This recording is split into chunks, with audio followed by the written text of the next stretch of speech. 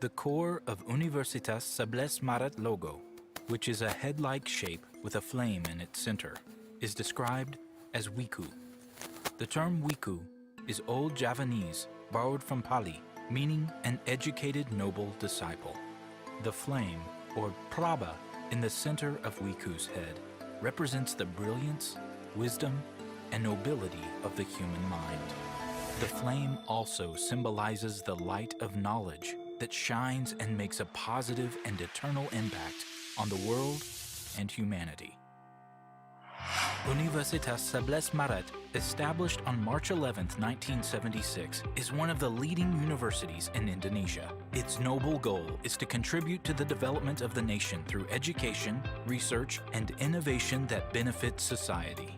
Universitas 11 Maret has built its vision and strategic plan on becoming an internationally excellent center of development of science, technology, and arts based on the noble values of national culture, focusing on enhancing its specialized subject areas and on developing its capacity to meet world-class standards. Universitas 11 Maret has established 3 centers of excellence in science and technology. The 3 centers are Center of Excellence in Lithium-Ion Battery Technology,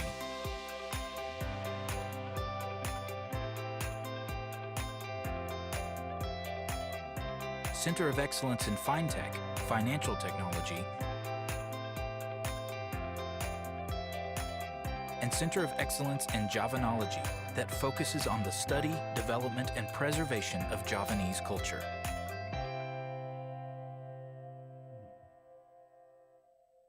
Universitas 11 Maret is located in the city of Surakarta, also known as Solo.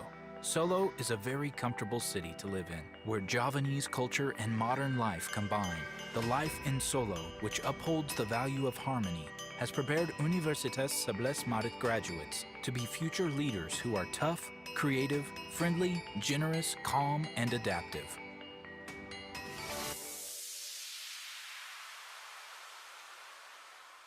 To achieve the vision of Indonesian higher education, freedom to learn, independent campus, Universitas 11 Maret offers a variety of courses on a wide range of subjects conducted by 11 faculties, a vocational school, and a graduate school. Various library services, such as thousands of print books and e-books, access to various international journals, and academic librarian assistants are available to support the teaching and learning process and promote the academic achievement of all students, lecturers, and researchers.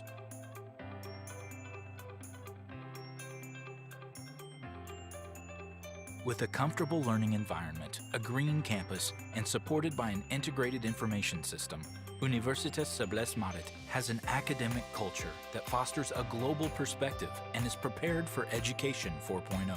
Active and strong international partnerships and collaborations have become an integral part of the university. International partnerships provide opportunities for student and staff mobility, as well as collaborative research and community service projects.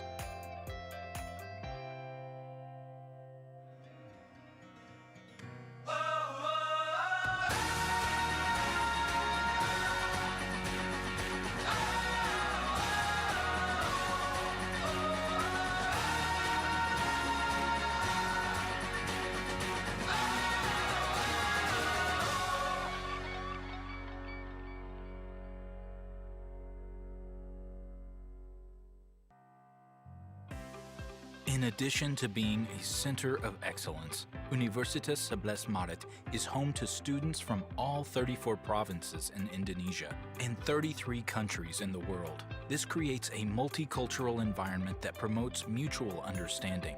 Embracing diversity and respecting all cultures makes every student feel recognized and valued.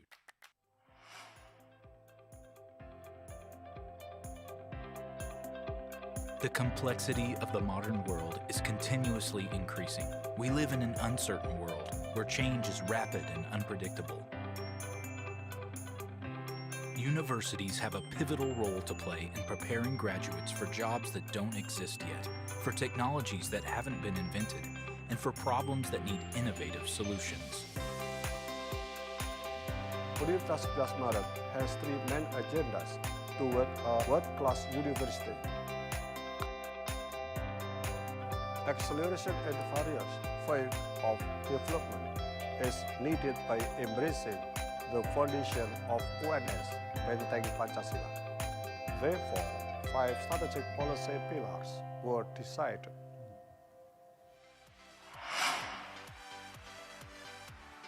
It is important to understand that flexibility and adaptability are the keys to growth in the rapidly changing 21st century. This is what encouraged Universitas 11 Maret to shift its governance and management to an autonomous public university.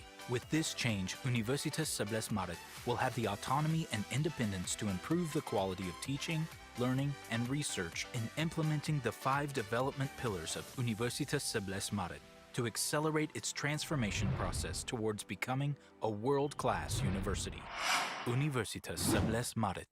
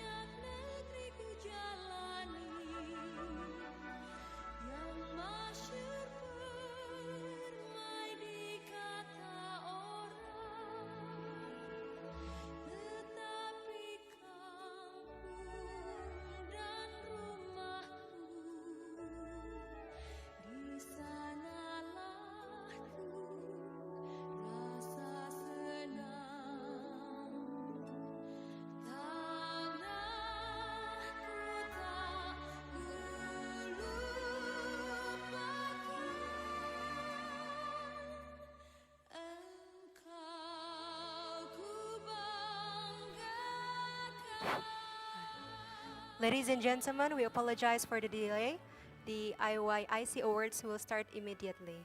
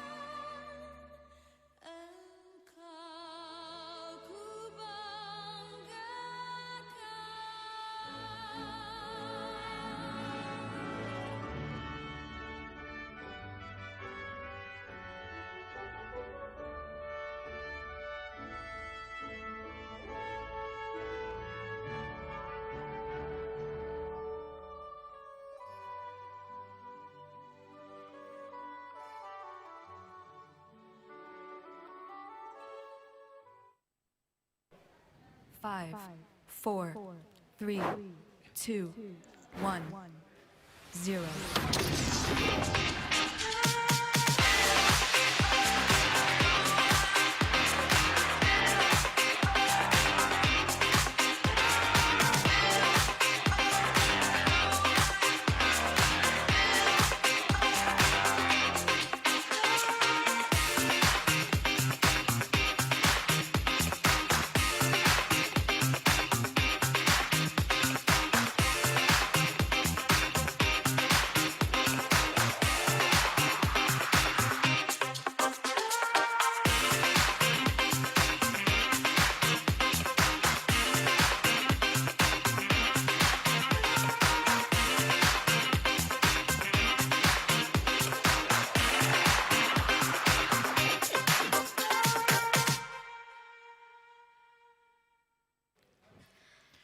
Assalamualaikum warahmatullahi wabarakatuh. Good afternoon, ladies and gentlemen. Welcome to Universitas 11 Maret International Youth Initiatives Competition Awards 2021. My name is Alia, And I'm Habib. and we're going to be your host this afternoon. First of all, thanks to God for giving us the blessing to attend this event without any obstacle in this happy place and time. We would like to welcome the Vice Rector for Partnership, Planning, Business, and Information UNS, Professor Sajidan.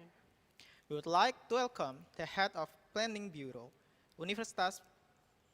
Indonesian Ministry of Environment and Forestry, Dr. Apik Karyana. We would like to welcome the Mayor of Surakarta City, Mr. Gibran Raka Buming Raka. We would like to welcome Head of UNS International Office, Dr. Rino Ardian Nugroho. Also, welcome and good afternoon to our panelists, Ms. Carolina Pulido Ariza from World Food Forum Innovation Labs, Mr. Nidal Benali from Youth Peace Ambassador of ISESCO. Dr. Pandu Purwandaru from Faculty of Arts and Design UNS. And warm greeting to all of the participants. Before we start the program, we will listen to the national anthem of the Republic of Indonesia, Indonesia Raya.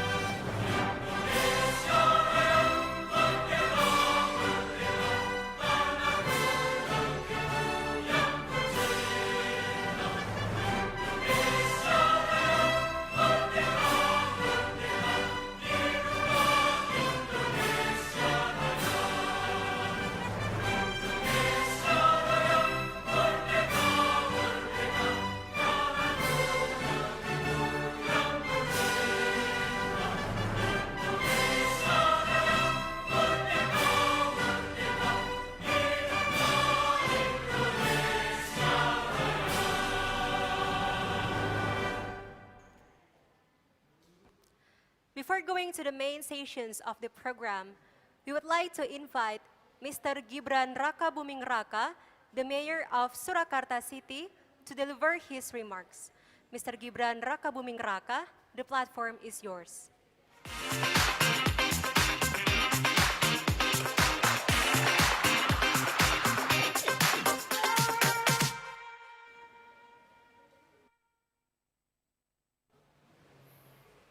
Assalamualaikum warahmatullahi wabarakatuh. Pandemi global telah membawa pengaruh di semua sektor kehidupan manusia. Banyak masalah yang meningkat secara drastis, mulai dari pengangguran hingga masalah kesehatan mental.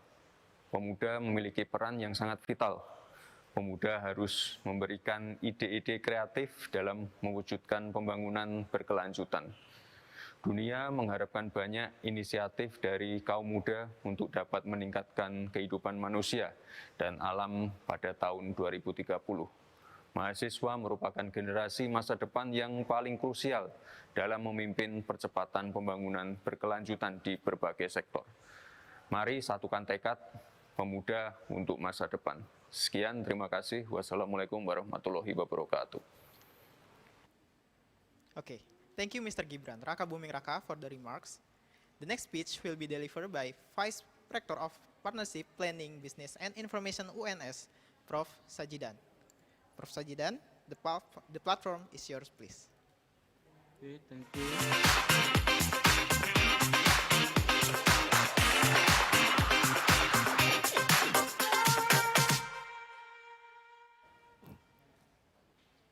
Okay, thank you.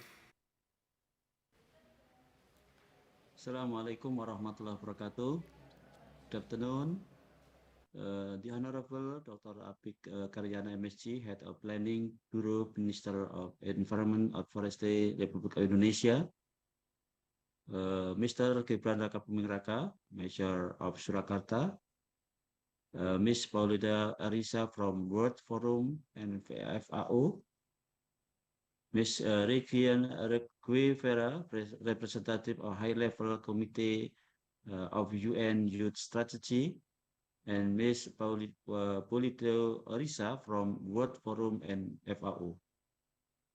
First of all, I would like to thank for all of the invited speaker and panelists who spare their time to be here, share their knowledge and experience toward the role of youth in facing the global pandemic and assisting the SDGs. Before going into the session, I would like to give a brief introduction to UNS. UNS is a relatively young university in Indonesia. According to the Minister of Education and Culture and Technology, UNS currently belong to Cluster 1 or one of the best 11 universities in Indonesia. We also we have ranked 401 until 450 in the world basis on KS Asian University ranking, and we also rank in KS World University ranking and Time Higher Education Impact Ranking 201 and to 300 for the first time in this year. The global pandemic has affected all sectors of human life. Many issues are rising from unemployment to mental health problems. The role of youth is vital as the young generation live in the global pandemic. They grow more resilient toward all the world status quo challenge.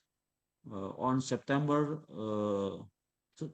20, 2021, BTS South Korean Special Presidential and for Future Generation and Culture delivered an impactful remark at the United Nations General Assembly, calling young people today welcome generation instead of COVID lost generation. The world is expecting many initiatives from young people as we look forward to improving human life and the natural world by 2030 through Sustainable Development Goals. Hence, the collaboration between the United Nations and higher education is essential as a lot of research in SDGs has been conducted academically. Furthermore, students are the most crucial future generation in leading the acceleration of the SDGs is in many sectors. Universitas 11 Maret, one of Indonesian best public universities, has been actively conducting research in supporting the implementation of the SDGs.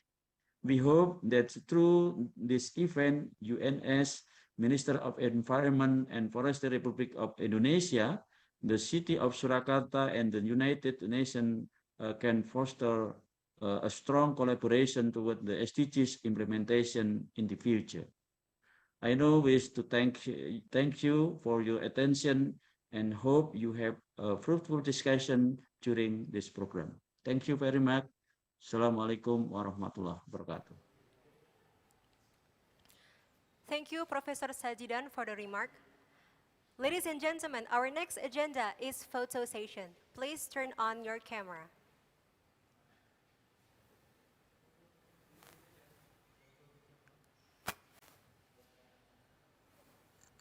Okay, so we have 3 screens here, and in the counting of 3, the first screen, 3, 2, 1.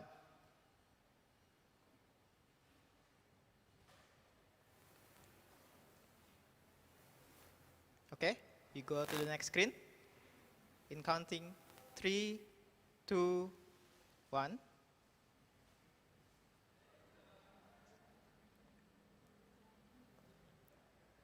Okay, the last screen. In counting 3, 2, 1.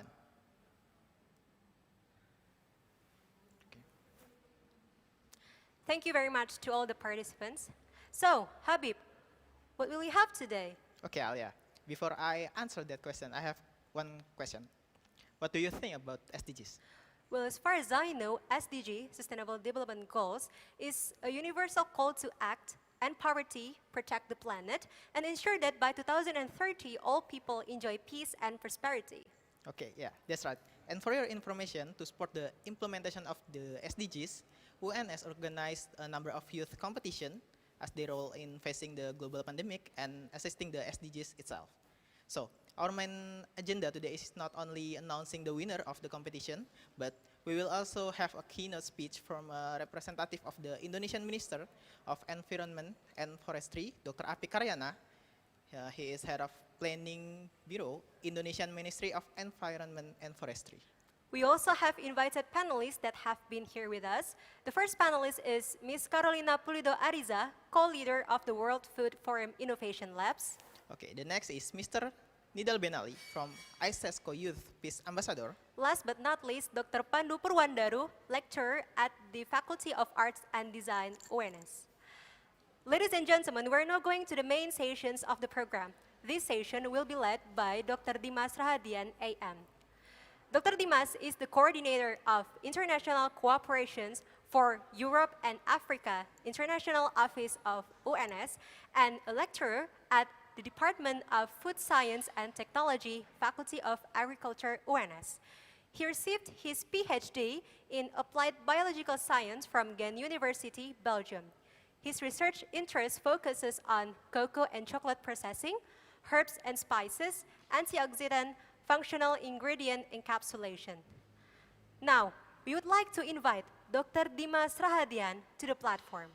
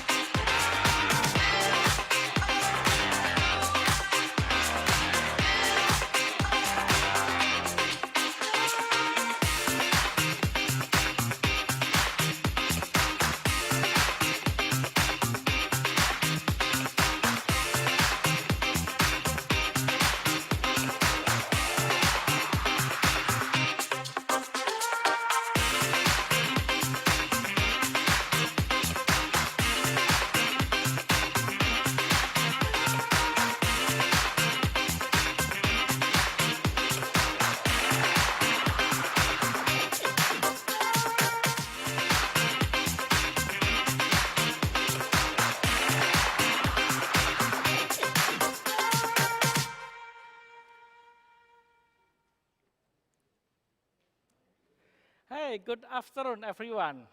Well, good morning in Europe. So today I'm so happy because I have an opportunity to lead a session with speakers that are really expert in their respective field. This session will be divided into two parts. So the first one is a talk from the Ministry of the Environment and Forestry of Indonesia. And then the second one will be a panel talk from speakers that have a lot of experience in doing projects related to sustainable development goals. Okay, let's start with a keynote speech by the Ministry of Environment and Forestry of Indonesia.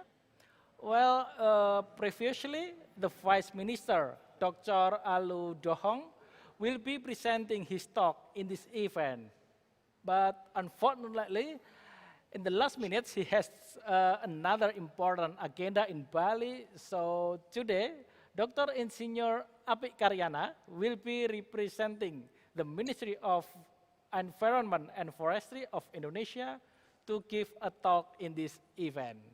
So Dr. Insinyur Apik Karyana is the head of Planning Bureau, the Indonesian Ministry of Environment and Forestry.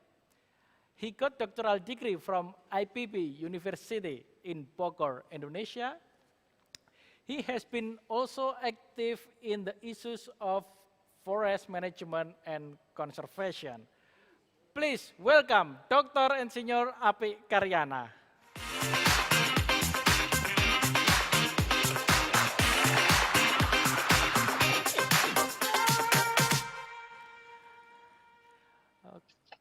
Okay, Dr. Api, for coming to this event. Thank you so much. Yeah, so you have about 15 minutes to give a talk, and I think for the keynote, we will not open a Q&A discussion. So please, the time is yours. Thank you, Mr. Dimas. Assalamualaikum warahmatullahi wabarakatuh. Selamat siang, salam sejahtera bagi kita semua. Pak Dimas, please allow me to speak in bahasa ya. Okay. Because Pak Aludohong just informed me maybe about last night, yes, because so I can prepare many things about the agendas. Mohon maaf, Bapak Ibu sekalian.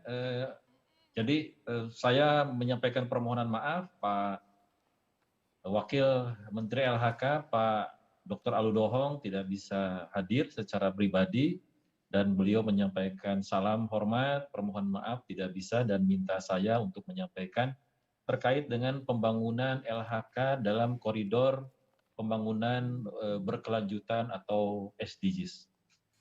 Ketika bicara masalah lingkungan, kita sebagai manusia tentu bagian yang tidak terpisahkan dari ekosistem, di mana hubungan keterkaitan antara manusia dengan lingkungan hidup begitu erat, sehingga di dalam regulasi, di dalam undang-undang kita, hak atas lingkungan hidup yang layak, yang sehat, baik, begitu ya, itu diatur di Undang-Undang Dasar 45, khususnya di pasal 28, di mana setiap orang berhak hidup sejahtera, lahir batin, bertempat tinggal, dan mendapatkan lingkungan hidup yang baik dan sehat. Nah, di dalam konteks global, hubungan ini sudah diatur di dalam SDGs, yang mana kita tahu bahwa sejak tahun 2015, beberapa negara yang ada di PBB sepakat untuk menyusun satu koridor dalam bentuk SDGs, di mana ada 17 tujuan, 169 target, dan 244 indikator, yang mana ini adalah lanjutan dari MDGs yang diatur atau menjadi koridor di tahun 2000 sampai dengan 2015. Nah, di SDGs ini bagaimana peran KLHK? Tentu pembangunan KLHK, lingkungan hidup dan kehutanan, sebagai salah satu leading sektor pembangunan lingkungan hidup di Indonesia memiliki peran yang sangat besar. Karena apa? Karena memang kalau melihat dari tatanan kegiatan, tatanan program di LHK itu hampir seluruh bentuk ekosistem itu ada di lingkungan hidup dan kehutanan. Dari 17 tujuan yang ada di SDGs, itu seluruhnya sebenarnya kita memberikan peran dalam rangka untuk menyukseskan ke 17 tujuan yang ada di SDGs, baik yang sifatnya ekologi, kemudian ekonomi, maupun lingkungan. Nah, jadi di 17 tujuan pembangunan berkelanjutan, itu hampir seluruhnya KLHK menyumbang untuk pencapaian tujuannya. Kalau kita lihat misalnya lebih dalam, dilanjut saja, kalau kita lebih dalam lagi, kita akan melihat bahwa, ini mohon maaf kecil sekali,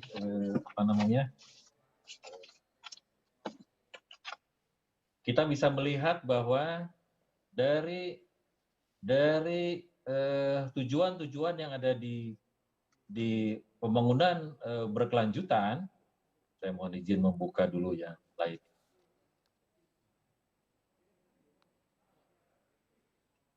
Itu sudah masuk semua ke dalam program-program yang ada di KLHK, di mana kami memiliki 6 program, kemudian ada 13 kegiatan, dan 13 kegiatan ini dijabarkan dalam beberapa subkomponen, komponen, dan subkomponen.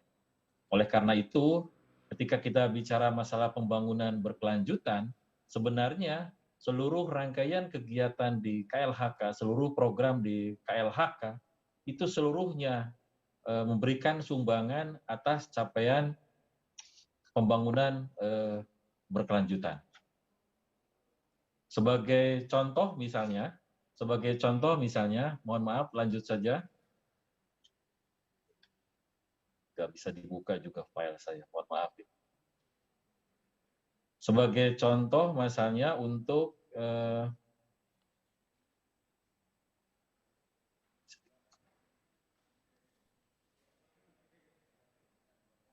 ya, ini kecil sekali dan saya tidak bisa membacanya, ini mohon maaf. Sebagai contoh misalnya untuk kegiatan dalam rangka untuk meningkatkan tutupan lahan, dalam rangka untuk meningkatkan cadangan karbon. Kegiatan-kegiatan di KLHK yang diharapkan bisa meningkatkan cadangan karbon, itu antara lain adalah kegiatan rehabilitasi hutan dan lahan. Selain itu, kami menyelenggarakan juga rehabilitasi mangrove yang dilaksanakan bersama-sama KLHK dengan Badan Restorasi Gambut dan Mangrove. Kemudian, banyak kegiatan-kegiatan yang juga dalam rangka untuk bagaimana melakukan adaptasi dan mitigasi perubahan iklim.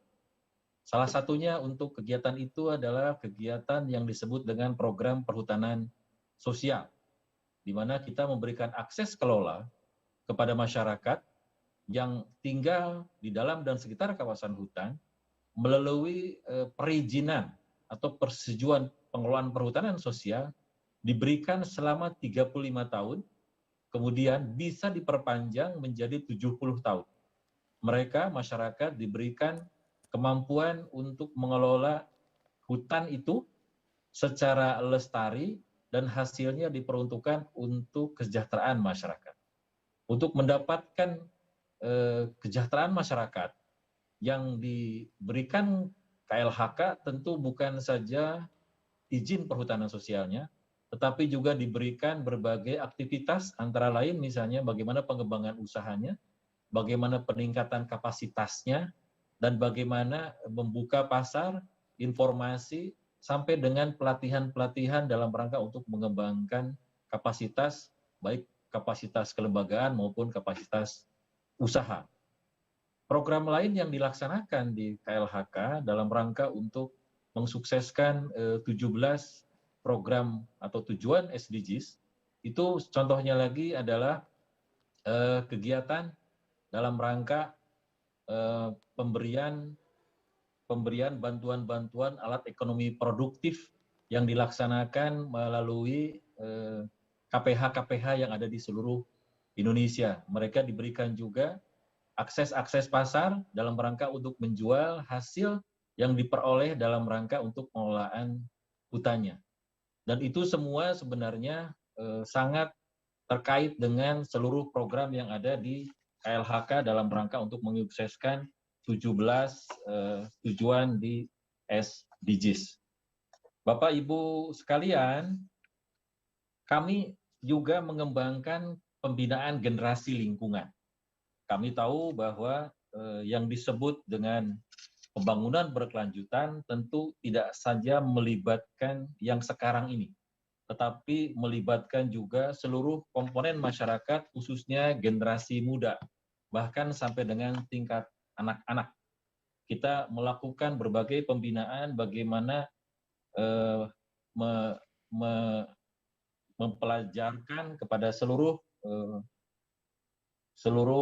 anak-anak muda begitu ya, apakah itu generasi milenial atau apakah generasi Z dan lain sebagainya, dengan bagaimana misalnya 3R, Eco Life, kemudian bagaimana hemat air, bagaimana memanfaatkan air hujan dan lain sebagainya. Dan kami juga memulai di KLHK itu sejak tahun 2015 itu bagaimana agar gender itu menjadi bagian yang tidak terpisahkan di dalam pembangunan lingkungan hidup dan kehutanan. Karena apa?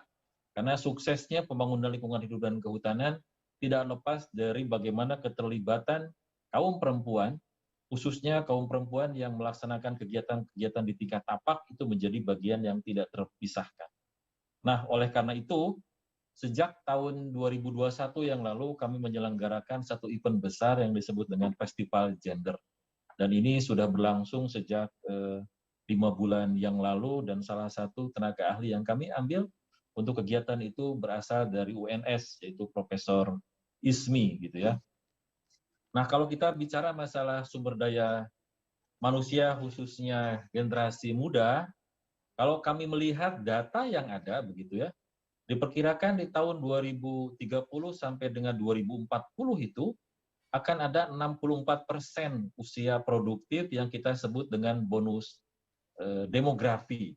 Nah, oleh karena itu kami sangat mengapresiasi ketika UNS dengan sekolah internasionalnya ini menyelenggarakan satu event besar dalam konteks bagaimana peran pemuda-pemudi dalam bingkai pembangunan yang berkelanjutan begitu.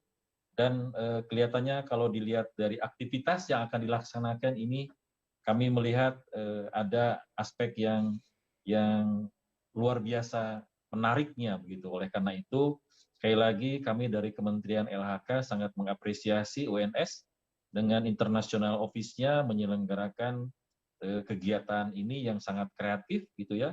Kemudian bertaraf internasional, dan saya yakin inisiatif-inisiatif yang akan keluar dari kegiatan ini akan melahirkan pemuda-pemudi yang berpikir kritis, akan membuat perubahan-perubahan, terobosan, akan membuat inovasi-inovasi, dan juga tentu akan dibangun komunikasi yang intens. Karena salah satu syarat pembangunan berkelanjutan ini bisa dilaksanakan adalah satu, dibentuk komunikasi yang baik antar generasi.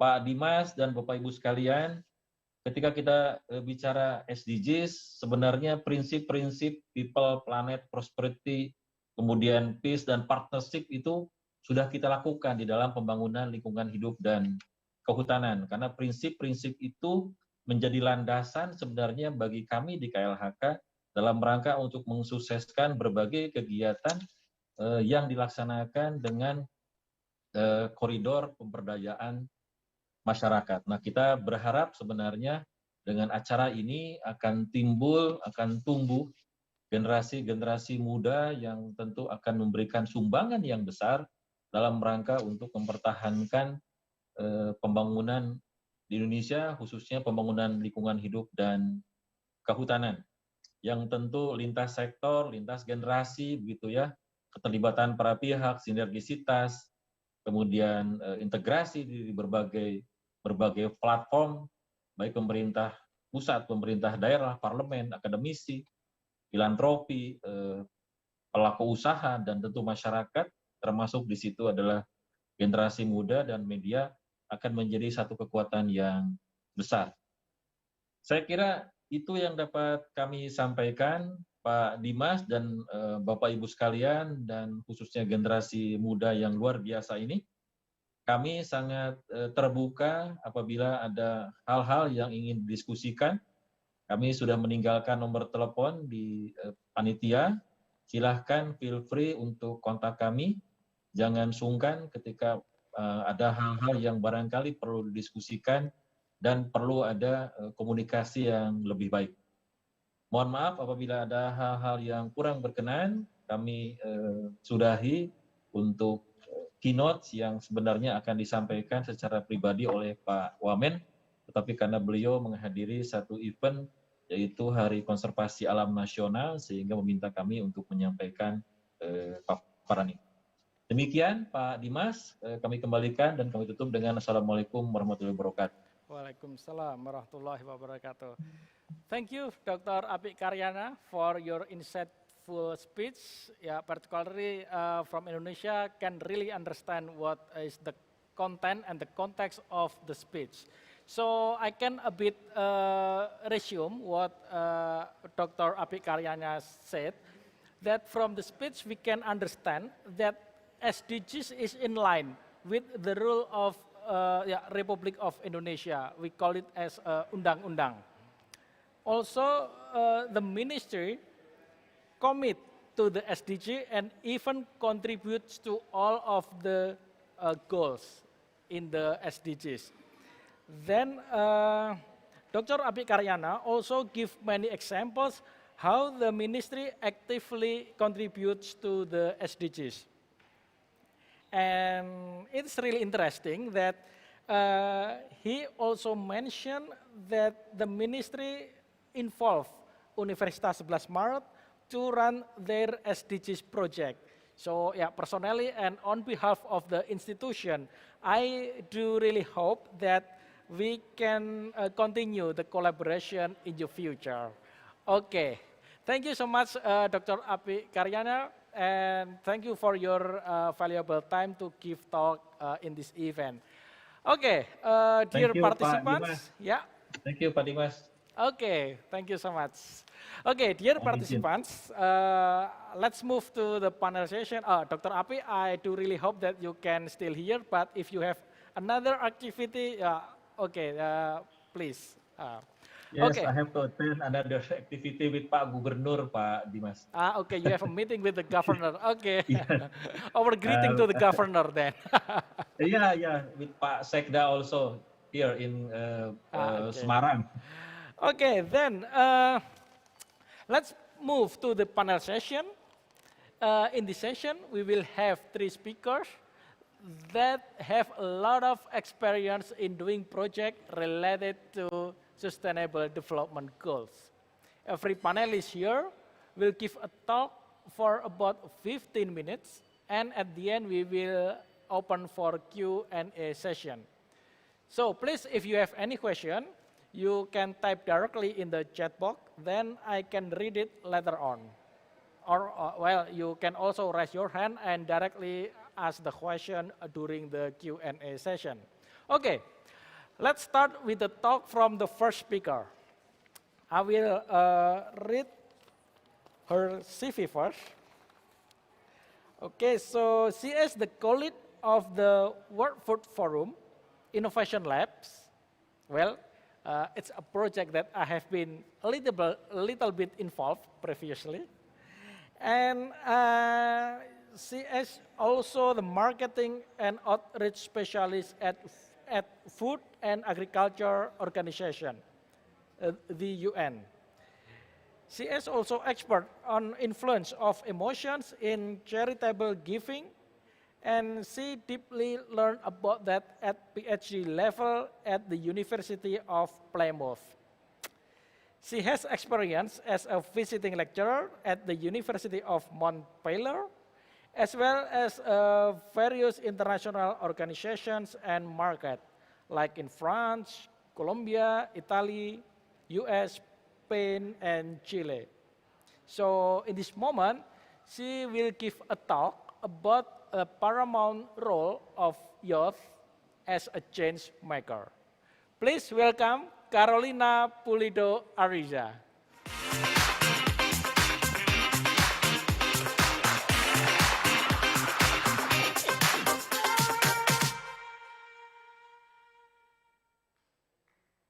So thank you so much. I see you again after the last event of World Food Forum. I do really enjoy the forum. So yeah, please feel free to use your time, and the screen is yours. Thank you very much, Dr. Dimas. Let me just quickly share my screen. Give me a second. So we can start. Can you see my screen now? Yeah. Okay. Okay, perfect. Very well. So good morning, good afternoon, and good evening, everyone from wherever you're connecting. I know I'm here in Rome now, so it's a bit early in the morning. I'm honored to be here today at the UNS International Youth Initiatives Competitions Award 2021. Thank you very much, Dimas, for the invitation. My name, as you said, is Carolina Pulido Ariza, and I am a marketing and outreach specialist at the Food and Agriculture Organization of the United Nations. And besides that, I'm a researcher and a firm believer that science is a key driver for sustainable development. So this belief pushed me over 1 year ago to join the World Food Forum and especially take the role of the co-lead of the World Food Forum Innovation Lab. This is what I would like to share with you today, the vision that brought this all together and how, through the empowerment of a group of young volunteers, we are accelerating the achievement of the SDGs through agri-food systems transformation amidst a global pandemic. So, as we all know, we live in unprecedented times. This is no secret. 2020, so last year, marked a sharp increase in world hunger, with up to 811 million people facing hunger. I guess you will all agree with me, this is unacceptable. As youth, and let me include myself in that group still, if I may, we are many times hardest hit by these situations. For example, the high-level panel of experts on food security and nutrition most recent report on youth and agri-food systems showed that unemployment rates for youth are 3 times higher than for adults in all regions of the world, and the vast majority of unemployed youth are women. Our generation did not ask for this. We were born in a world that already was facing critical threats such as climate change, deforestation, conflict, chronic hunger, and malnutrition. Too many issues coming all together at once from all directions, which made the thought of doing something to fix it daunting, but the thought of not doing anything at all unbearable. So this is the force that moved it all together, move us all youth from around the world to take action. We thought if we want to create agri-food systems that are more resilient against fast changing threats such as the COVID-19 pandemic, more ecologically and economically sustainable, and more inclusive for all, and to get back on track to the achievement of the SDGs, something had to change. So we moved to the driving seat and reached the conclusion that to undo the damage that was done before and build from the ashes, we could not continue with the same thought patterns that brought us into this situation in the first place. We had to build back better, stronger, and differently. I don't know if you were aware, but there are 1.8 billion young people in the world, which is the largest generation of youth in history. With such changing demographics, youth holds an enormous potential for change and positive action. And most importantly, with such demographics, we must have a say in the future of our planet. And so we decided not to be afraid to speak up. And through the World Food Forum, we found a platform that was eager to listen. The World Food Forum empowered us to be co-creators of the future we deserve, the one that we will inherit. And this is how the World Food Forum was born in 2020. It started when the members of FAO Youth Committee started to brainstorm. But it didn't end there. The World Food Forum grew exponentially, welcomed youth from all around the world, including a wide range of partners, and featuring a range of events, including youth leaders, food education, cooking, film, and music. Now I'm going to show you a short video about the World Food Forum that shows in a nutshell how it all came into existence. So let me just share the video now and mute myself. Let me know if you can hear the video. We saw a problem. 811 million people are hungry. Actually, we saw many problems. The COVID-19 pandemic, 1.3 billion tons of food lost or wasted, pests, conflict, and climate change. We're adding to this global food crisis. Inheriting this world is not acceptable. We needed to take matters into our own hands. We needed to think big. We needed to disrupt the status quo.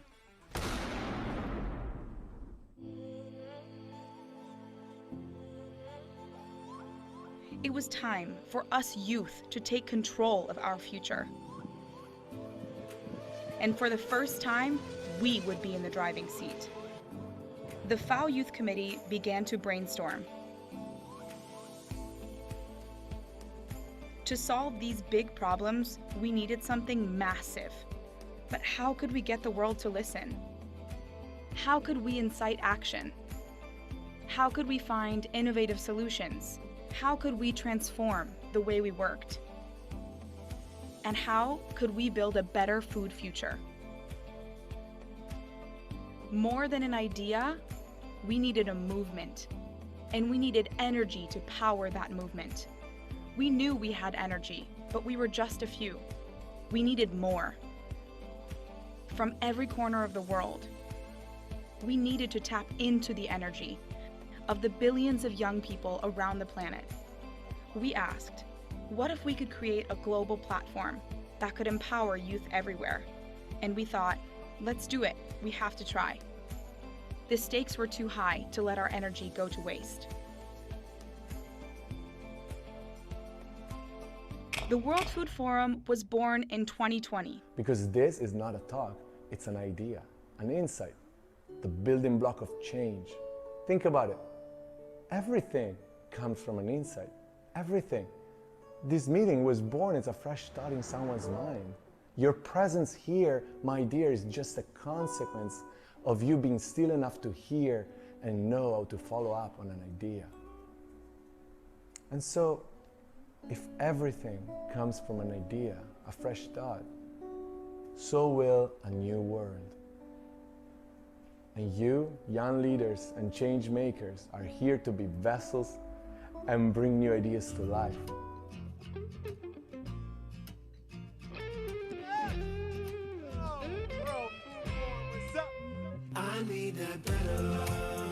It started with a few voices speaking out, with a vision of what could be possible. Good afternoon. It started when people took a moment to listen. Youth leaders, musicians, scientists, influencers, experts, institutions, and business leaders heard our call. And soon, those few voices turned into a chorus, and that chorus became a roar. Our numbers quickly began to grow. We took our ideas to our colleagues. We built a website. We started hosting research competitions, startup awards, masterclasses, and youth consultations. It wasn't always easy. We got tired. We had moments of overwhelm, but we remained committed. The passion of our fellow volunteers renewed our energy when we got tired. We knew we could do this, and we are doing it. The 2021 World Food Forum flagship event was powered by hundreds of volunteers, dozens of partners,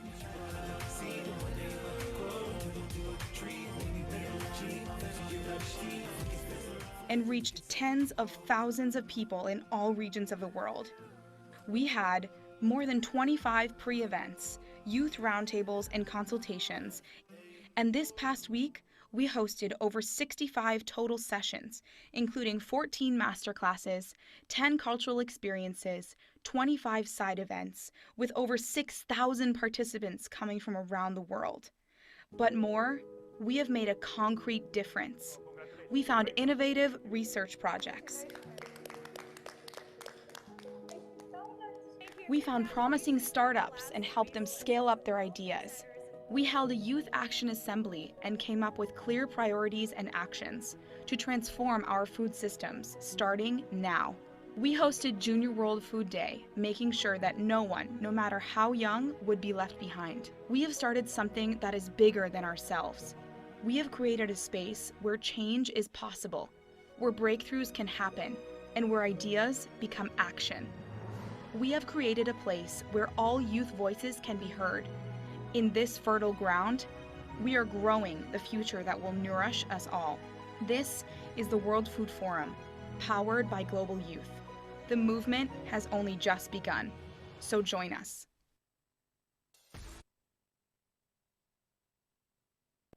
I hope you like the video. It really resumes what we did this past year and even the year before, so 2020, with the World Food Forum. So today, as I was saying, youth are more geographically mobile and technologically connected than ever before. And thanks to this, in the midst of a global pandemic, we were able to connect individuals virtually, like we're doing now, from all around the world, and harness their ideas, their passion, and brainstorm together on tangible solutions that would drive that change that we needed to see in the world. And most importantly, more than brainstorming, we felt that we were empowered enough to take action and make that change happen. This is what we had in mind when creating, for example, the World Food Forum Innovation Lab, which is the part of the World Food Forum that I co-lead. So we had very strong ambitions, and we launched two challenges, organized boot camps, hosted masterclasses as a tool to share knowledge and educate in different subjects, in collaboration with a wide range of partners, among which, of course, Dr. Dimas here with us. We worked our best to ensure that geographical and gender balance was always there, and categorized the solutions that we wanted to see from youth according to four betters. So better production, better nutrition, better environment, and a better life. In total, we received over 3,800 applications across two challenges with geographical and gender representation, which is proof that there is no lack of youth ideas across borders and gender.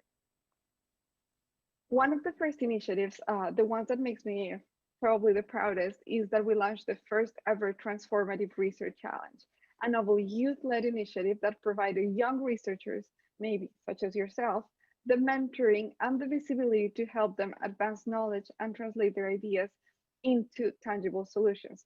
One of our mentors and experts is Dimas, as I was saying earlier in this talk. As youth, we also understood that we didn't have all of the answers, and we reached out to experienced researchers either to be expert reviewers or mentors. And to our delight, we were met with the willing and empowering experts that were ready to share their knowledge and their know-how voluntarily. And this is the spirit that the World Food Forum wanted to achieve. And while many reports states that women are not well represented in science, I am extremely proud to share that the first and the second place of the Transformative Research Challenge were given to two brilliant young women who submitted innovative solutions in the better environment and better life categories. I will now share, you can see in the screen, our first place. It was Nafan Amar and her team, and they proposed an innovative solution for a huge challenge that the world is facing today, which is access to water. And they did this both looking at the behavioral component as well as the adoption of new technologies. For example, here on our second place, we have a young woman, also Passem, and she proposed an innovative methodology that could help improve the livelihoods of farmers while reducing the costs linked to the eradication of peste de petits ruminants. Besides research, we also wanted to highlight the entrepreneurial spirit in youth, and we launched the World Food Forum Startup Innovation Awards, powered by the Extreme Tech Challenge, featuring startups by young entrepreneurs. So their innovative solutions range from, I don't know, leveraging solar energy and water to sequester and valorize CO2, until, for example, delivering AI-driven markdown optimization solution for fresh foods in supermarkets. So like a huge range of subjects were treated there. And one of the last things I would like to highlight about the World Food Forum, and in particular the Innovation Lab, is that it fostered intergenerational synergies and partnerships to boost and maximize the potential of young innovators. So I know today is all about young people and youth and their solutions, but here what we did was pairing experienced professionals with young youth around the world. So I'm here to encourage each and every one of you to keep building such synergies, as they are the path to creating a new and better solutions to make sure that nutritious food reaches every man, woman, and child everywhere. Here in the next slide, oops, I don't know if you can see it. 1 second, I think. Here it is, sorry. We can see some of the macro numbers of this youth-led movement that was basically led by volunteers. So they are very encouraging numbers for this first year. And very proud of all of this because, as I said, it was achieved by young volunteers from all around the world. And whilst we had this fun arm of research challenges and culture, we also had real ambitious goals to change policies and the architecture of our agri-food systems where youth were at the core of the discussion. So for example, in October, during the World Food Forum event, we launched a 2-day youth assembly where roundtables were hosted among indigenous youth, young farmers, and they were all brought together and opened discussions in this youth action compendium. And now I will call on you if any of you wants to join the World Food Forum. I will share a link because we will soon, actually this Monday, host an event for people who are interested on joining these youth movements. Here, for example, in this screen, you can see that, yes, it started with the FAO Youth Committee, but now it is a huge network of partners from all around the world. Here you can see most of them, and anyone can join. So if you're a researcher, if you're a graphic designer, everyone who has the will and the time to commit into achieving the SDGs and transforming our agri-food systems, everyone is welcome to join this network. And yeah, besides, the research challenge, the startups awards, I have to say that what really touched and humbled me the most is our fellow volunteers. Here you can see some of their faces, and most of them, as you can see, are also young women who gave their precious time and energy and hope to these initiatives, who dared to dream that a better food future is possible, and who went beyond dreaming. They took the matters into their own hands and they made this dream a reality. I'm gonna leave you with one of the quotes of one of our champions, Dr. Rachel Brown. And with this, let me reiterate that the ingenuity of youth is one of our biggest resources. We need to recognize youth as agents of change across all dimensions of the SDGs. And this is our best shot to really achieving this very ambitious agenda that we have for 2030. Let's keep on facilitating youth in science and innovation and listening to their voices, our voices. This will allow us to gain the credibility and the self-confidence as change makers, creating a snowball effect and ultimately achieving the kind of change in mindset and behavior that is required to achieve the SDGs. So that is the challenge that I bring to my fellow youth today. Speak up, take action, innovate. As you know, this world, the challenges that I explained at the very beginning, it is ours to inherit. So this planet, it is ours to create together. So join us. Thank you. Okay, so thank you so much, Carolina, for your talk.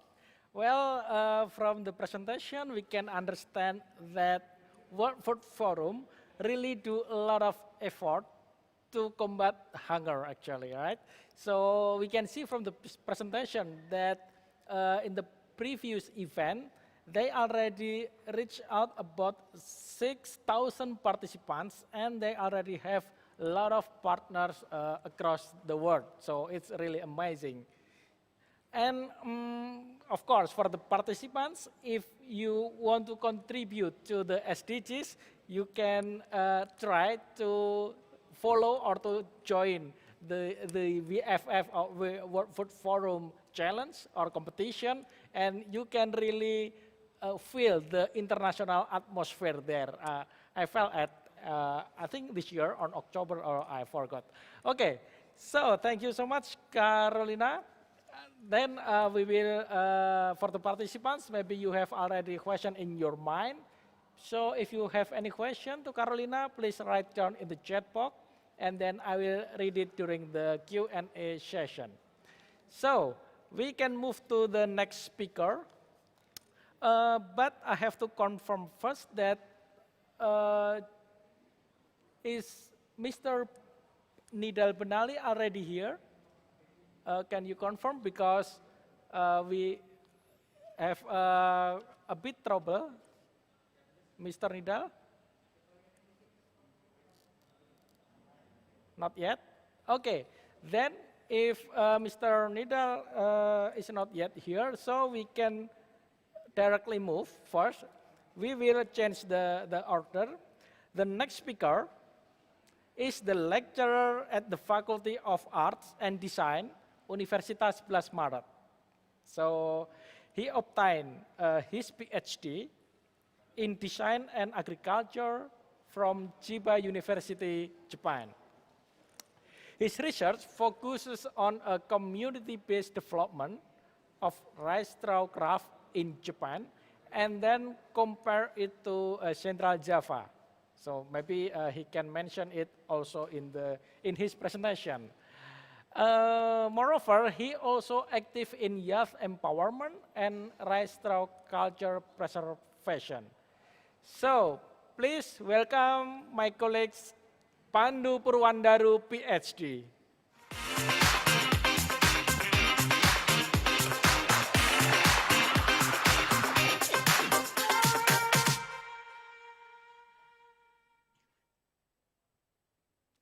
Hello, Pak Pandu.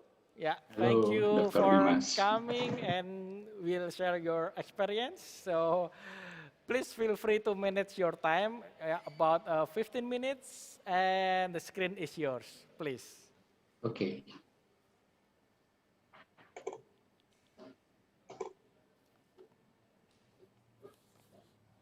Can you see my presentation slide, Pak Dimas? Not yet here. Okay, yes, good, perfect. Okay. I will start the presentation. Probably I will try to presentate a more micro activities related to the SDGs program. Firstly, thank you, Dr. Dimas, for the invitation, and good afternoon for all honorable speakers and participants. Before I start the presentation, firstly, I would like to express my appreciation to the committee for inviting me to be a speaker in this very great opportunity. And I would like also to express my respect to all honorable speakers.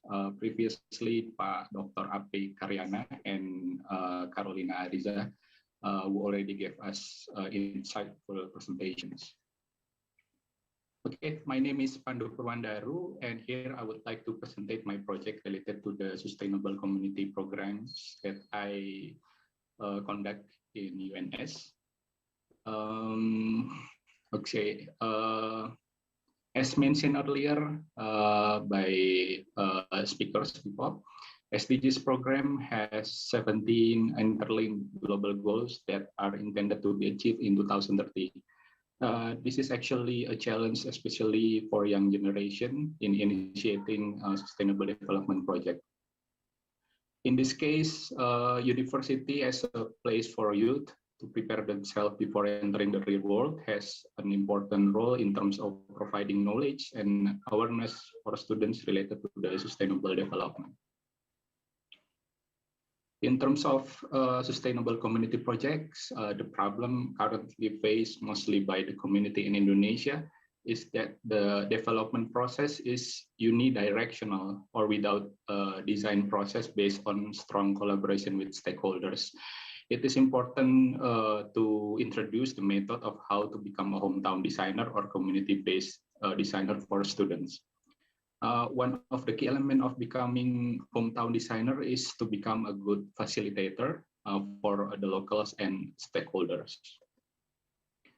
So these are the key elements that we learn in our project with students: attitude, knowledge, and skills, all important as a facilitator that mostly are related to the level of creativity, empathy, and social skills in the field. To understand the local situation and potential, designers must conduct direct surveys, learn from the local people, and experience what is around them. Therefore, it is important for students to have sensitivity related to their 5 senses when conducting field survey. Along with the project plan, actually in 2020, the Ministry of Education, Culture, Research, and Technology has initiated the MBKM program, Merdeka Belajar Kampus Merdeka. This program is like a buffet, buffet menu for students to take any courses that support the knowledge they want to learn. Although currently the majority of lecturers are still adapting to this program, I think this program is an opportunity to introduce approaches to being good facilitator in the community and increase student interest in developing village sustainably. In designing the MBKM program, basically we want students to be fully engaged in a real project that are 100% in the field. We want to introduce real project to students related to the sustainable community design, which is one of the goals of the SDGs. As an approach, we use the community-based development method, which is carried out in the design culture field. So the definition of design in design culture is actually taken from the Japanese terms isho, which means create a design from our heart to transfer the positive energy to the users. So the design terminology here is more of a positive effort from a positive designer's heart. If I can simplify, design culture is a discipline that has a focus on designing good living through a positive heart toward local communities and deep understanding related to local treasures, with the output of producing sustainable community based on local wisdom. So to support the MBKM Village Development Program, we pioneered a design culture laboratory at UNS. This lab is supported by design culture of Chiba University, and until now, every project has received supervision from Chiba.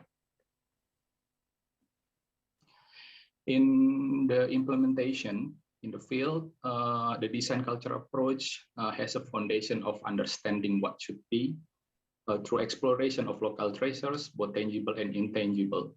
As a learning approach, design culture is different from classes in general. In Japanese, the method known as Noni Detese Katsuo Manabu, or the activities are 100% carried out in the field to experience life and wisdom in the village. I'm sorry. As tools, we are using method that from participatory learning action, or PLA. This is the breakdown of the courses recognized in MBKM Village Development Program. We have 21 menus of courses that could be recognized and all have a relationship with the activities carried out in the village. And in our project for internal elements, because the project is related to the development of agricultural potential, the partners or main actors in this development are farmers group, while the local government is also the facilitator for this project, who facilitate us the area for the projects and creating a master plan together for the village. Through a design culture approach, the activities we carried out in Sabrang village were mainly divided into four. The first one was to make an initial approach to get acquainted with local stakeholders, convey the intent and purpose of creating activities. In this phase, we were trying to mingle and familiarize ourselves with the local community. And in the next phase, because the design culture main activity is based on the field, so in this activity, we positioned local communities such as farmers and elderly as teachers and conducted a survey around the village together. And for the treasures exploration, we also conducted FGD with farmers group and local government. The process is made informally so that the discussion feel fluid and many local potential were explained by the farmers. And after all the treasures data is collected, the next step is to make a mapping. Mapping can be in the form of a resource map, like the process conducted in this photo. We were mapping potential areas for agricultural and plantation activities. And in these photos, we created a Bible diagram-based mapping with farmers for the cultural potential of traditional agricultural, which is in the past was still carried out using environmental, social, and mythological values approaches. This is actually a local potential that has been extended in Langgu, but has a potential to be redeveloped again. And after the mapping process, the design process is carried out by initiating various alternative design ideas and asking for feedback from local stakeholders related to the project. And in this photo, we propose an idea for plantation activities for women farmers group. And based on the design plan agreed by the stakeholders, there are two main activities in our project. The first is the development of a plantation area with women farmers group Sedio Mulyo in area A, and area B is used for the Rojolele local rice preservation project with Sedio Makmur farmers group. And this is our plantation design project collaboration with Sedio Mulyo Women Farmers Group that started in 2021. And in this activity, the purpose of the design is to make a layout of the plantation area with plan based on the result of the discussion with Women Farmers Group, such as vegetable plants, medicinal plants, tubers, and also fruits. We try to make the farming area design interesting and become a comfortable gathering place for farmers, women in doing activities such as farming, meetings, and workshops. So this is the initial stage of building a garden process. We were working together to build straw huts. Huts are the most important things to build in the beginning because we need a place to rest, workshop, socialize, and shelter when building a garden. And to avoid slippery roads, we also work together to build road made of stone and waste bricks. We get bricks from the surrounding community for free and arrange them so that the roads has a unique and aesthetic patterns. From this project, farmers women can independently obtain plantation products sustainably through their own hands for their daily life without purchasing it from markets. And they could receive economic input from selling vegetables and seeds from to other villages. And this is our project collaboration with Sedio Makmur Farmers Group related to the preservation of Rojolele local rice varieties. And based on FGD process, it is hoped that Rojolele local rice variety can be replanted by local farmers because of its high quality. Well, for local people, eating any side dish will taste good when using Rojolele rice. That is why this rice is also commonly used as a mandatory element of rituals in the past as a form of respect for God. But unfortunately, this rice has been abandoned by farmers since 1975 due to the explosion of plant-hoppers pest. And at the same time, the government instructed farmers to plant genetically engineered rice. It is actually not an easy task for us to find rice seeds that already extincted in Langgu districts. We did various searches until finally Indonesia Rice Research Center supported our activities by sending genuine Rojolele Langgu rice seeds. So with the small quantities of seeds we received, we need 2 times of harvest to be able to grow Rojolele rice in wider area. And finally, in the middle of 2021, during the third planting period, we were able to plant Rojolele rice in a larger area of 4,000 square meters. And this is an aerial view of the planting area. And in the development design activities, we also try to revive the agricultural ritual that have been lost from Sabrang village. One of which is Wiwitan or pre-harvest rituals. This ritual has various important values, including social, environmental, educational, and respect for rice plant. And this following is a photo of ritual activities in the field. A woman shaman making woven from Rojolele rice as offering elements, and students and local people eating together while the ritual was performed. On harvest day, the activity continued by implementing the traditional harvest method with a small knife called aniani. In this activity, students learn from women farmers how to cut rice traditionally with these tools. And at the end of the activity, we collected rice straw and dried it in an area designed using bamboo. And the straw from Rojolele rice is so tall and strong. Therefore, after harvesting time, we will use it to make handicraft materials.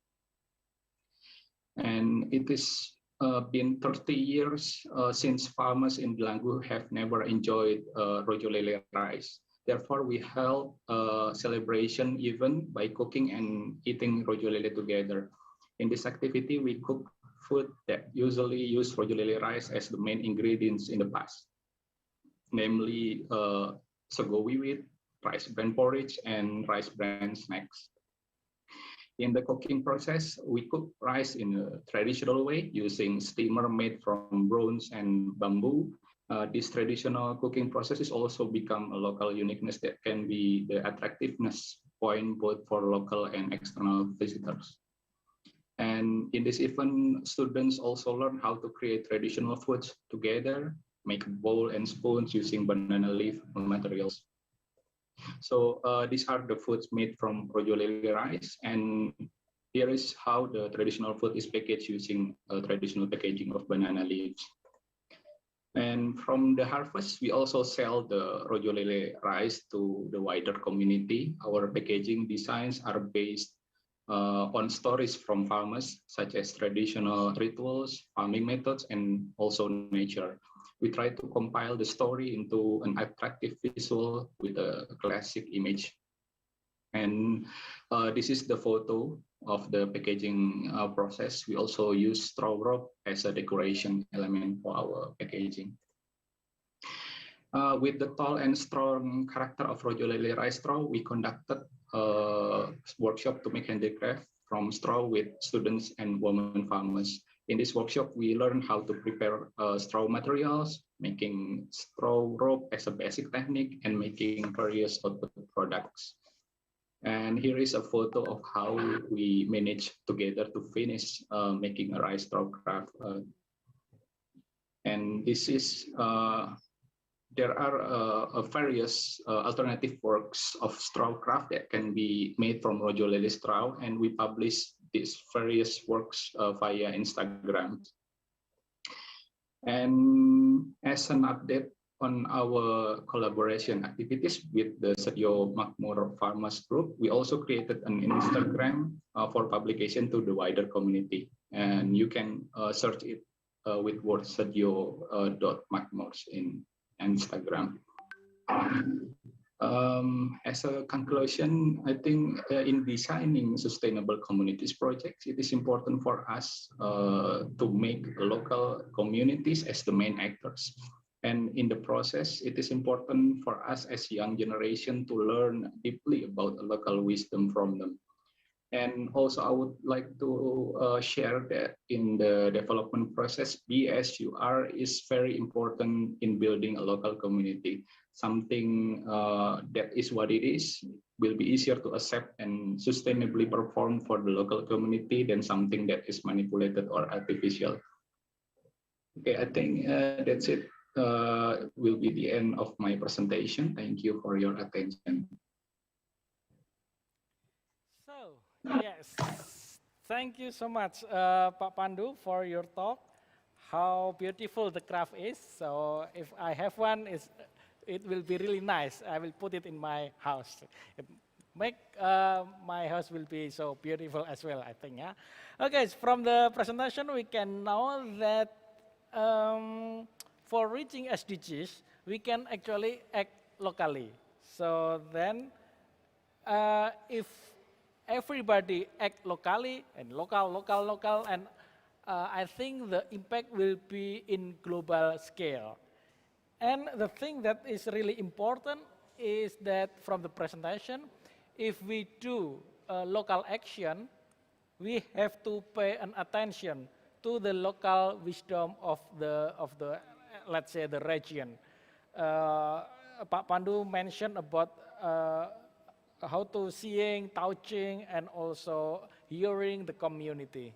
Okay, so we can move to the next agenda. I hope Mr. Nidal is already here. I will confirm first. If not yet, then I will move to the Q&A session. Mr. Nidal, have you been there? If not yet, then I will move first to the Q&A session. And if Mr. Nida already came, and then we will give the floor to him. So if any participants have any question, you can type the question in the chat box, or you can directly raise your hand and give the question to the speaker. If not yet, I have some question for the speaker as well. Not yet, so then I have a question first to Carolina. So based on your experience, because World Food Forum already has some projects like Innovation Lab, and then you also have a music, if I'm not mistaken, and then Startup Challenge. According to your experience, which one is the most effective strategies to reach out the youth in global scale? Is that a music or a startup challenge or the other strategies? And then for Pak Pandu, I have a question because you work locally in the village. What is the challenge actually if we work with a people in the village? Because to be honest, sometimes we can mention that the gap of knowledge, the gap of technology is quite high between the university and also the people in knowledge, so in village, I mean. So what is the challenge if we work on SDG in a local people? Okay, maybe Carolina first, maybe you can explain which one the most effective strategy. Yeah, thank you very much, Professor Dimas. And again, amazing presentation we just had. Congratulations. I would have to say that youth is very varies, their interest varies in a very wide range of subjects. And this is why at the World Food Forum, we didn't want to focus at any one particular area concerning our agri-food systems transformations. We wanted to be able to inspire youth and harness their passions and their ingenuity. And we were aware that focusing on only one subject would maybe leave some youth left out or feeling left out. And we didn't want that. We wanted to target both the parts that are more of research, innovation, as we did in the Innovation Lab, but also being able to work with youth leaders from around the world, coming from, for example, indigenous peoples, young farmers groups. So we did this, for example, with the Youth Action Assembly. We also wanted to target those aspects about agri-food systems that really inspire most of us, which are like eating, for example, cuisine, cooking. So we had a cooking track. And we work with chefs from all around the world on, for example, finding sustainable recipes to reduce food waste. And we also wanted not to leave behind music, because music inspires and brings us all together. So what we did, or our strategy at the World Food Forum, was to diversify. In business, we do that, we diversify. And we diversified interests. And to answer to your question, what is the best way to engage youth? I think is to pick on their interest. There is something we're good at. Everyone is good at something. So we wanted to target that little side of interest of youth, what they are good at, and invite them to join in this movement and participate to our agri-food systems transformation to that part that they are interested in. Thank you. Okay, thank you. So it's also interesting, of course, if we have many different strategies, then if youth is really interested in particular activity, then they can join only in the particular activity, like music, but maybe some young people not really like music, but he is more interested in research, then they can join the research challenge. So thank you so much. And I will move to Pak Pandu. What is the challenge of doing activity with local people? Because of the gap of knowledge, because of maybe the different culture and some many aspects that can really influence the success of the project actually. Yeah, thank you, Dr. Dimas. That is actually a very good question for me. The challenge, one of our main challenge in developing a local community in Langgu district is actually how to motivate them to move forward. That is one of the big effort for us to motivate them. To reach this stage, actually, we have to, until now, we have to take it step by step, especially for young generation. Very few from them that wants to work in agricultural field. Therefore, in this activity, our main goal is to provide evidence, to provide that we can do it, that we can make a big contribution from local potential. For example, that in our earlier project is we are trying to sell rojolele local rice, which can be sold at high price, and also from rice straw craft, we can also sell it abroad to Japan, Taiwan, and other countries. So I think, yeah, the challenge is how to motivate them. And until now, we are still in the process of how to motivate the local communities to participate. Right now, we have probably under 10 farmers that continuously works with us, and the others is only like sometimes come to our activities to join the program. I think that's it, Dr. Dimas, about our challenge here. Yeah, okay, thank you, because in the previous event, I also hear from the speakers that one of strategies of doing project with local communities, we have to apply like the design thinking. So design thinking is like we have to give empathy to the people first. So because sometimes from the university, for me as well, I bring the ideal knowledge and condition from university directly to the, let's say, the region or the village, that sometimes it's not really what they need. And then finally the project is not really successful. So because of the local wisdom, paying attention on the local wisdom is really useful, I think. Okay, thank you.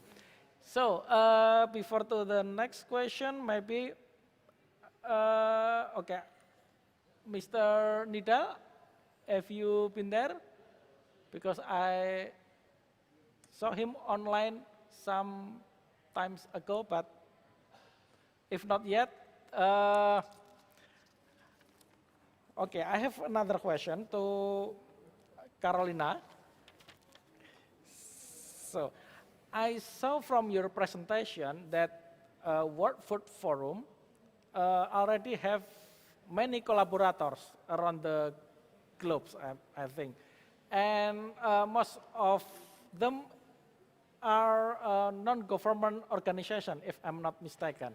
So then, because I'm in a university, I'm working at a university, what do you have any interest to work together with university? Because, well, we can say that university has a lot of manpower. We have students. Many of students may be really interested to contribute to the SDGs, but they don't know how to do that. So if we can, let's say, make any collaborative activity in the future, maybe we can do, well, something that really beneficial for both parties. What do you think about that? Yes, definitely, Dr. Dimas. We have UN agencies, nonprofit organizations, but also different universities. We work with academia, especially in the context that you know very well, which is the Transformative Research Challenge, because it is the most obvious link, we would have to say, to collaborate with professors such as yourself, who want to become mentors or expert reviewers from our candidates, and bright young students such as your students who want to work on a challenge, on a very concrete challenge that will actually have a tangible solution and impact in the transformation of our agri-food systems. So this would be the first step. We had the Transformative Research Challenge this year, the very first one. Next year, we want to have it again. We want it to be bigger with wider regional representation. So it would be great to have teams from Indonesia participate. But also, if your university is interested on joining any of the other tracks that I mentioned, you can just send us a mail and I'm sure we'll find synergies. Because as I tried to explain at the beginning, this was word with it was born with the FAO Youth Committee, but now it belongs to youth from all around the world. So it, of course, can belong to your students and your university as well. Okay, good. Okay, thank you for your explanation. So, well, I think cooperation and collaboration is always the thing that we can do in the future, I guess, and then yeah, we will have benefit from the collaborative activity. Okay, here I got a message from Mr. Nidal. He has a problem for his visa. So I don't know, maybe he want to go somewhere, but then he applied for a visa and he has a problem with that. So he cannot join to us at this moment. So I'm so sorry about that, but it's okay. I hope a very best for him for the visa application. So maybe last two questions. The first one for Pak Pandu, and then the second one for Carolina. For Pak Pandu, how is the impact of your community development project so far? Related, let's say, for the social change or the behavioral activity of the society or the economic. So after doing evaluation, how is the change before doing community services and after the project?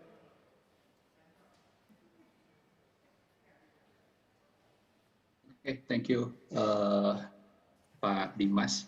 So actually from our project, this is not finished yet. We still sustainably continue our project to the next step. Until now, the impact is for the local community, for the local farmers. They feel that from this project they motivate to they have a kind of more motivation in planting local rice variety that previously has been extincted, and from that also in social aspect, actually from farmers group, from women farmers group and also farmers group, they finally have like a kind of event that can socially making things together, like rituals that previously in the past in the community they have that kind of activities that can improve their social interaction. Right now, before we came, for around 25 years they didn't have that kind of activity. So when our team come to this village, finally they have again that kind of activities that can make their social bonding stronger. And then also from the local potential, they also have like more economical input for their daily life from agricultural activities that I explained earlier, like farming activities, and then also from their local rice varieties that planted in Blanggogain. And right now we want to plant it more wider. So in the next year, we will have like a kind of 8,000 meters square that will be planted with this local varieties Rojolele. And also from the skills that produced from our workshop activities, making straw and something like that. Finally, women farmers can have like secondary activities, not only supporting her husband in the rice field, but also they can create craft in their home. So I think that's there's several impacts, but we still trying to create another event to improve the impact for the local community, Dr. Dimas. Okay, so thank you for the answers. Yes, I think our university or the other institution provide some grants. I hope you get some grants as well next year, so then you can continue the project and give bigger impact in the future. Well, it's sometimes it's difficult to evaluate our project in really short time because I also have a situation something like that. So because Pak Pandu already give like a highlight about what is his plan in the future, I also want to ask Carolina for the last question. What is the plan, or let's say the challenge and the competition that World Food Forum held next year? Is that similar to the last year, or do you have something new? Because then I think I will prepare my students to try to follow the challenge, so then they will have like international experience related to the SDGs. So, can you give like a short highlight about that? Yeah, Dr. Dimas, it is a big mystery. No, I'm kidding. We have big hopes, big plans for the World Food Forum 2022. We want it to happen again. You said earlier, partnerships are key. So we want to build partnerships, regional partnerships all around the world to make sure that maybe some of these challenges have a very strong regional representation, to make sure that maybe if we have a strong enough partner, we can create even a satellite of one of the biggest challenges in that region. So this is all we're creating and building the action plan, but this is one of the main priorities. Make sure that all regions and youth around the world are represented, making it bigger. Well, 2020, 2021, we had the pandemic. We still have it, of course, but maybe next year we will be able to have a stronger in-person component. Again, this is out of our hands right now, but we have big hopes and we want to make it bigger, better, more inclusive, and to really get youth around the world on board. So let's hope to have your university and your students on board, Dr. Tina. Okay, thank you. I will always see the website of World Food Forum. So then if there is any opportunities, I will inform my students. Then at least I will try to join, I don't know, maybe the competition as the participants, or like last time as one of the mentors or jury member, or we will see in the future. But I do really hope that our communication, we will keep in touch, so then maybe we can do something together in the future. So, okay, thank you so much for all the speakers. Already 4 o'clock here, so my time is up, actually. Thank you so much for all the speakers and also the participants. See you on the next event. I will give the time back to the master of ceremony. So see you again, maybe in the future, in the near future maybe. Thank you so much.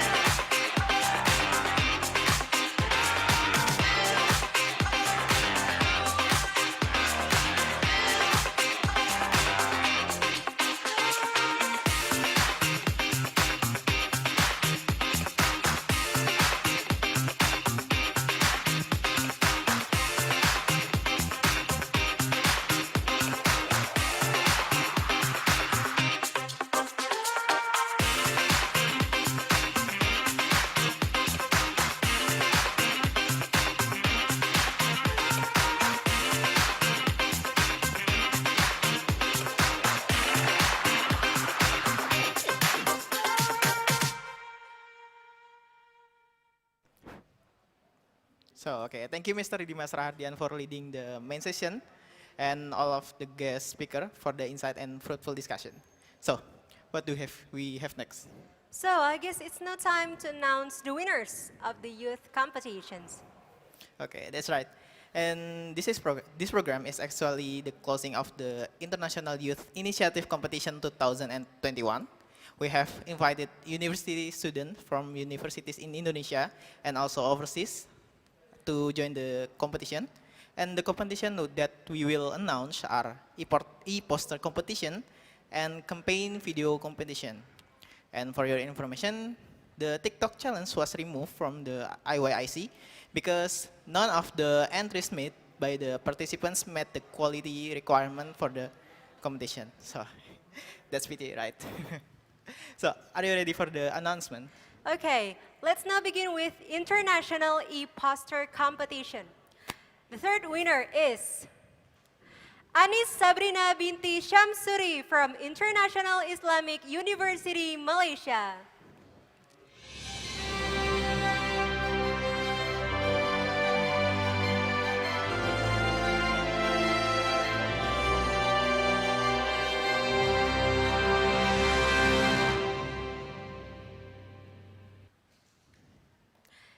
Second winner goes to Diva Pramudita Sari from Universitas Kadiri.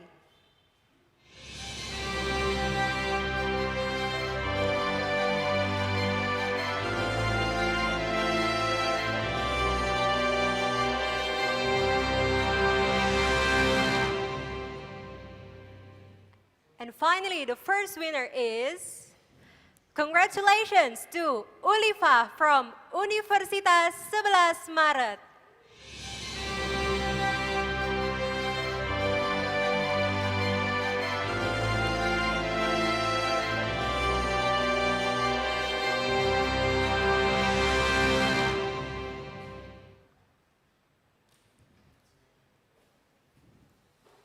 Okay, so we move to the second competition, which is campaign video competition.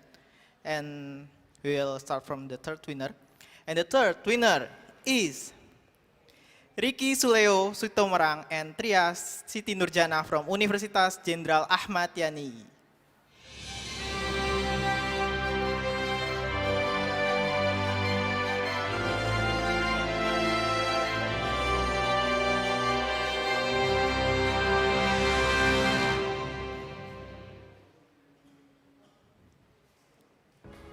Education is one of the essential human needs.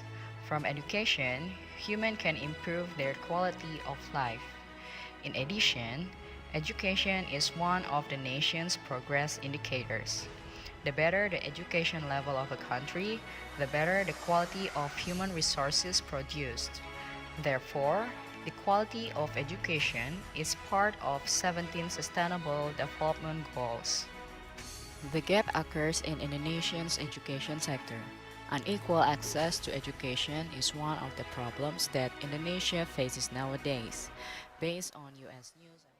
Okay, we go to the next winner, which is the second winner, is Brenta Murugan and Piraven Andrian Padmanaban from National University of Malaysia.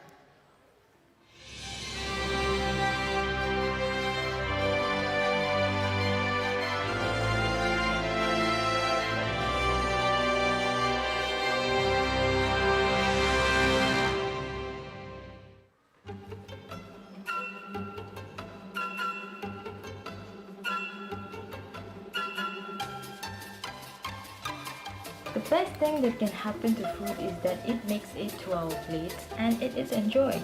That is cool for now, but have you ever thought about what's gonna happen next? I'm talking about the food you wasted moments ago. Well, this race goes on a long... Okay, and finally, this is what we're waiting for. The first winner is Rafli Ridwan Ramadan and Gloria Margaret Hutagalung from Universitas 11 Maret.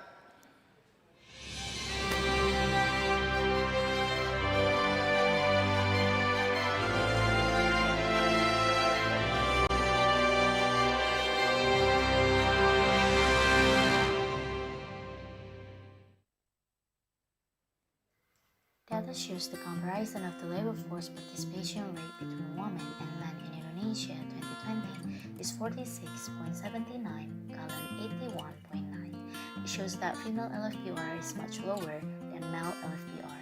Meanwhile, in 2021, there will be an increase in both, which is 47.73, colon 81.58. Based on this data, 47.24 million women of productive age in Indonesia are not economically active due to gender inequality.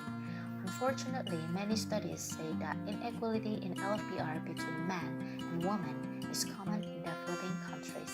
From here, I'm Glory and Rafli, conducted social experiments on several professions. Why do you choose this profession? Saya bangga sekali karena Congratulations to all the winners. You will be contacted by the committee for further processing. Ladies and gentlemen, finally, all the winners of all the competitions have been announced. We're getting close to the end of this event. We'd like to say thank you very much to the Mayor of Surakarta City, Director and other top management members of UNS, the committee, Mr. Dimas Rahardian, all panelists, and all of the participants of the event today. That's the end of the event today. Thank you for your participation, and I'm Habib. And I'm Alia. See you again on the next program. Wassalamualaikum warahmatullahi wabarakatuh.